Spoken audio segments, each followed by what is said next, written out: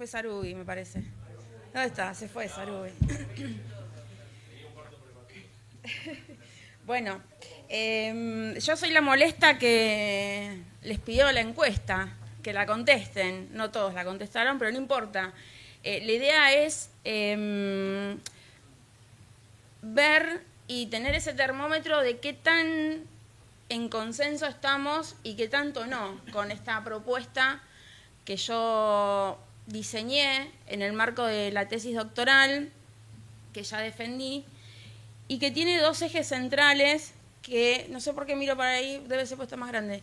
Tiene dos ejes centrales.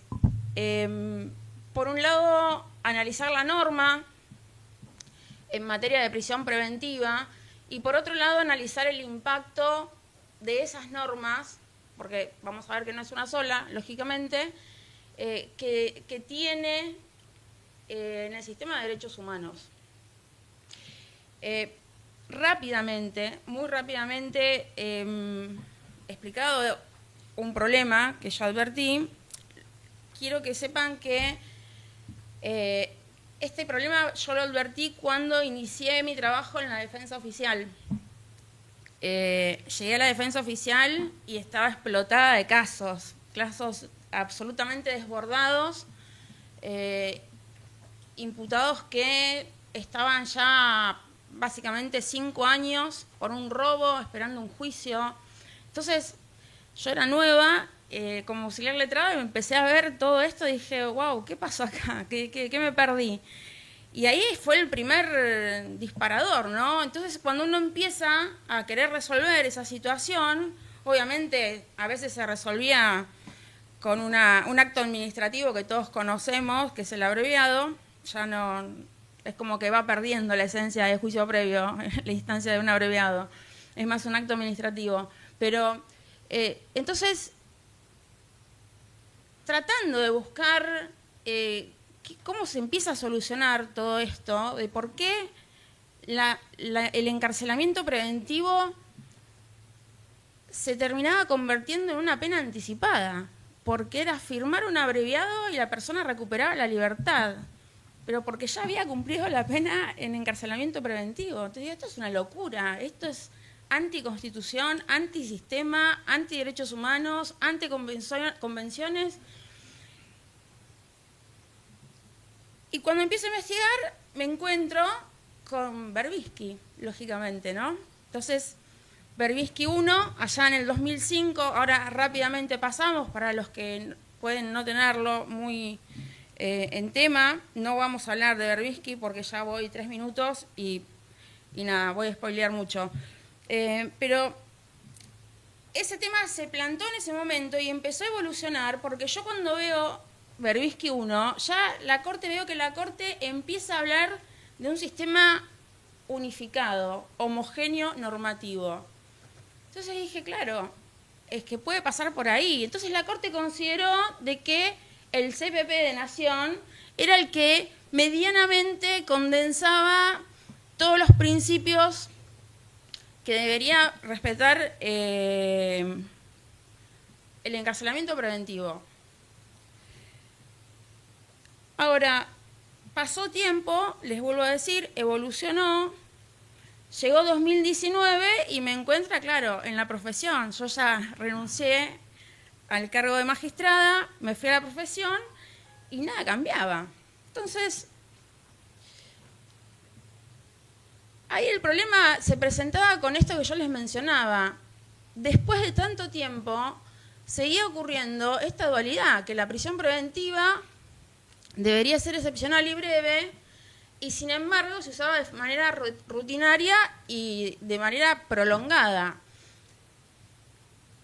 Y acá el mayor problema era la cantidad de principios constitucionales que tensionaba no por momentos y más o menos, porque cuando la preventiva se dicta, empieza una tensión permanente de todos estos principios desde que se dicta hasta que cesa la preventiva. Es algo que no da tregua, sinceramente. Entonces, nos encontramos en un proceso penal donde la preventiva está tensionada con su procedencia hablaron, creo, si no mal escuché, David, de riesgo procesal hoy. Está tensionada con la calificación legal, porque a veces nos pasa que aumentan las calificaciones, la preventiva procede casi automáticamente. Entonces, después está tensionada con la solución del problema y, como vamos a ver, va a estar tensionada también con la finalidad de la pena. Inevitablemente va a estar tensionada con la finalidad de la pena. Y ahí está fallo Berbisky 1. Bueno, ahí resalté las consideraciones de la Corte en cuanto a lograr un mínimo de equilibrio legislativo que garantice un estándar de igualdad ante la ley. Lo dijo ya la Corte en el 2005. Y las cifras son estas. Yo puse las cifras porque en la encuesta surgía un breve porcentaje de encuestados que no conocía mucho las cifras. 2006, a nivel nacional, 57 procesados del total de la población, y la provincia de Buenos Aires, 65% de su población.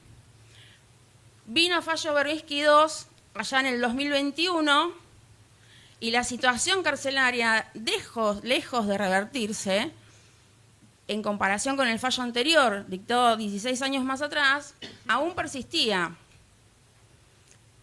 Y seguíamos rondando la mitad de los procesados, alguna cifra sensiblemente un poco inferior, pero seguía siendo elevado, porque cuando tenés una cantidad de procesados o superpoblación carcelaria del 80% y baja al 40%, todos dicen, te lo bajamos a 40%.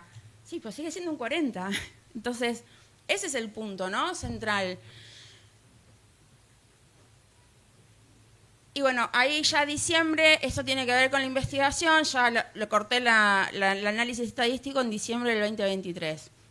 Fíjense que abajo le agregué en la última publicación del 2024 y provincia de Buenos Aires sigue teniendo el 46% de procesados, encarcelados. Voy a spoilear porque ya voy por la mitad. Esta investigación tiene mucha profundidad. Ahora les voy a repasar rápidamente por dónde transitó la investigación. Desde ya se analizaron los 26 órdenes procesales que tenemos vigentes, las 23 provincias, Cava, el Código Procesal de Nación y el federal, lógicamente. Bueno, esto tiene que ver con la evolución que les mencioné. Y la propuesta se traduce en promover una reforma legislativa que tenga dos variables. La primera es la regulación de la prisión preventiva en el Código Penal y la segunda, a modo de fijar ciertos principios y estándares uniformes en la legislación de fondo y a la vez la sanción de una ley nacional de aplicación automática en todo el territorio que permita ser un poco más operativa y más práctica en cuanto a la procedencia, la duración y algunas cuestiones más que si llegamos se las comento.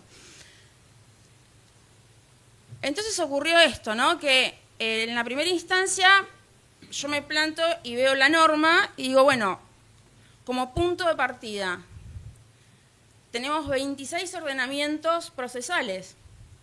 No podemos pensar de que vamos a garantizar la igualdad de tratamiento con 26 ordenamientos. Entonces dije, bueno, hay una clara deficiencia normativa que impacta de alguna manera en la forma de regular y estandarizar la prisión preventiva.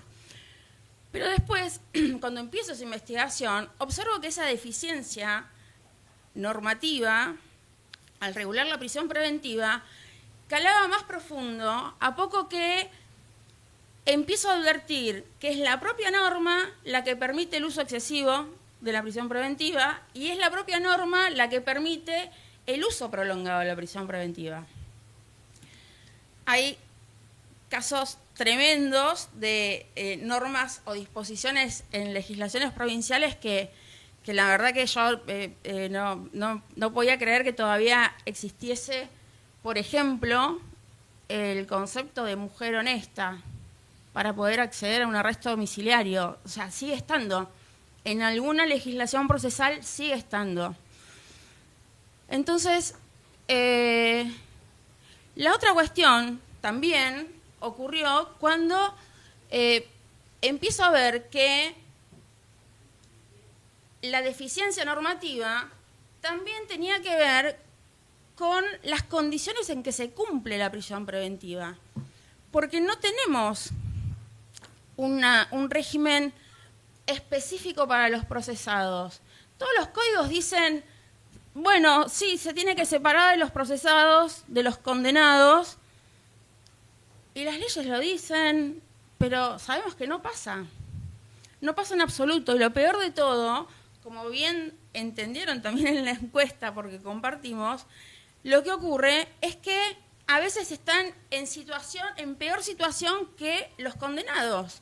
Porque los condenados, con la excusa de resocializarse, ¿sí?, el servicio penitenciario, de alguna manera privilegia el cupo en cuanto a actividades, programas, pero los procesados, no, siempre lista de espera, lista de espera, lista de espera, y resulta que terminan agotando anticipadamente una pena y nunca pudieron acceder siquiera a terminar el primario, llegado el caso, porque están en lista de espera. Entonces, eso es una situación muchísimo más gravosa, más desventajosa que incluso que los condenados. Y estamos hablando de personas que deben ser consideradas y tratadas como inocentes. 3 minutos. Sí, lo vi. Pero me está entrando un llamado, pero no lo vi. No, la otra cuestión.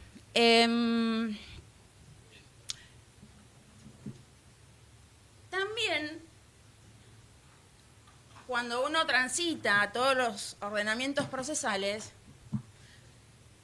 es inevitable ver, bueno, ¿y qué pasa con las medidas alternativas? ¿Qué pasa con el sistema de medidas alternativas? Porque tenemos la preventiva como recurso, que la usan de manera rutinaria, como todos coincidieron casi el 100%, pero, ¿y las medidas alternativas? Bueno, las medidas alternativas también es un factor a tener en cuenta a la hora, o sea, al menos para el legislador, a la hora de diseñar una ley. Bueno, también fue una sorpresa la disparidad de regulaciones en materia de medidas alternativas. Hay legislaciones que ni siquiera mencionan las medidas alternativas.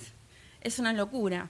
Hay otras que sí, ciertamente, tienen un amplio catálogo de medidas alternativas, como el Código Federal que tenemos, aunque no me guste ese código, pero bueno, no importa. Eso es otra cosa. Entonces, esperen que voy a adelantar. Acá, quiero para que vean esto. Como les dije, esto es una tesis doctoral, tiene cierta profundidad, y de los 26 ordenamientos procesales que tenemos vigentes en el país, yo analicé algunas variables. Los requisitos legales para su imposición, los criterios de valoración de los riesgos procesales, los plazos máximos, los mecanismos de revisión, la regulación de medidas alternativas, ¿sí? Hay un zoológico de cosas, de normas, que la verdad que es tremendo. Por ejemplo, en tema de requisitos legales para su imposición, hay legislaciones que requieren elementos de convicción suficiente, riesgos procesales concretos, y también hay algunas que las dictan de manera casi automática. Hay otras que consideran que hay que hacer una audiencia oral de manera previa, y también lo que varía es el criterio temporal, ¿sí?, para su imposición, para pedirla. Chaco tiene una cuestión muy particular, ahí se la señalé, que autoriza al fiscal a disponer la prisión preventiva de manera provisoria. Una locura. Después, pautas para determinar el riesgo procesal. Seguimos encontrando, por ejemplo, fíjense, el abandono de tratamientos por adicción impuestas por órganos judiciales. Ese es un factor de riesgo procesal para la legislación de Córdoba, por ejemplo. Y fíjense, el de Salta admite la personalidad moral del imputado, la falta de acceso a la educación, a una vida digna, la falta de trabajo. O sea, estamos hablando de riesgo procesal y lo evalúan desde ese lugar. Después, en cuanto a plazos máximos de duración, provincias que establecen plazos máximos, el criterio es dispar, varía entre 1 y 3 años, y hay otras provincias que no establecen plazos máximos de duración. En cuanto a mecanismo de revisión, plazos determinados de revisión obligatoria, algunas legislaciones, como la de Chubut y Tucumán, y hay otras que ni siquiera establecen una obligación. De hecho, en provincia de Buenos Aires, la obligación viene dada de una resolución de la Corte, pero no de la norma, ¿sí? O sea, de la norma del legislador. En cuanto a medidas alternativas, es lo que mencionaba. Hay provincias con catálogo amplio y detallado, provincias con previsiones genéricas, provincias sin catálogo expreso y con escasa regulación. Otras variables investigadas, inescindibles a la prisión preventiva, que yo al menos consideré y que quise investigar también en las distintas normas, es el plazo razonable de duración del proceso. Siempre está vinculado. ¿Sí? No podemos seguir pensando que el plazo razonable de la prisión preventiva, que lo establecen los jueces entre 2 y 3 años, está bien. Ese se supone que es el plazo razonable de duración del proceso, no de la preventiva. La preventiva tiene que ser proporcionalmente, sustancialmente, muy inferior a eso. En suma, colegas, hay una excepción, que es la preventiva, que es recurrente. O sea, esto es un eufemismo, es hablar de alguna manera en términos metafóricos. La excepción se volvió recurrente y la temporalidad, que tiene que estar acotada en el tiempo, se desbordó. ¿Sí? Esa, para mí, es lo que describe hoy por hoy a la preventiva. Hay otra cuestión, que se utiliza la excarcelación como un mecanismo indirecto de control. La excarcelación se la utiliza para cesar una preventiva. Y hay veces que lo vemos bien y lo naturalizamos y está mal. La excarcelación no puede limitar una preventiva. ¿Cuántas veces se fijan? Hay normas que dicen que procederá a la excarcelación cuando el imputado hubiere cumplido el máximo de la pena prevista en el Código Penal. ¿Por qué el máximo? ¿Alguien me explica por qué tiene que ser el máximo? ¿No puede ser el mínimo? ¿Por qué hay que esperar que la persona cumpla toda la pena prevista en el Código Penal? Les puedo asegurar que hay normas así. Entonces, en suma, prisión preventiva para mí no tiene una herramienta legislativa que permita controlarla suficientemente. Las consecuencias del encierro son terribles. Hice una entrevista a una asistida en el marco de la tesis doctoral. 18 años de preventiva lleva.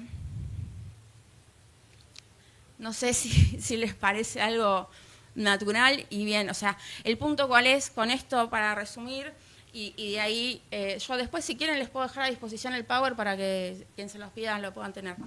El punto cuál es esto.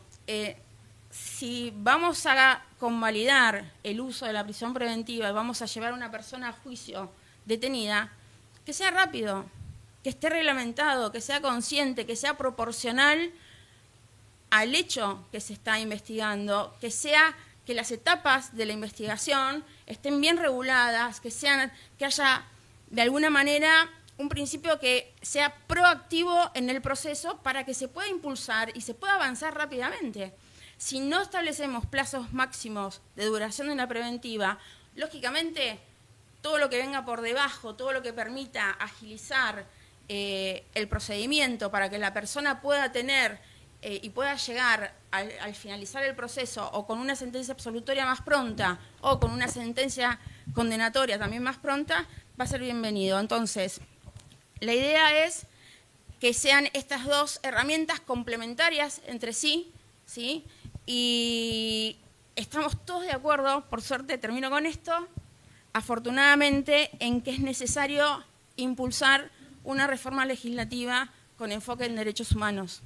Todos contestaron el 100% de que sí es necesario. Así que, de la mano también de la última pregunta, de que apoyarían una iniciativa, los invito a sumarse a APLI porque estamos trabajando un proyecto de ley, vamos a trabajar un proyecto de ley en este sentido, así que todos los que contestaron por sí, que se quieren sumar, se sumarían, bienvenidos. Gracias, doctora.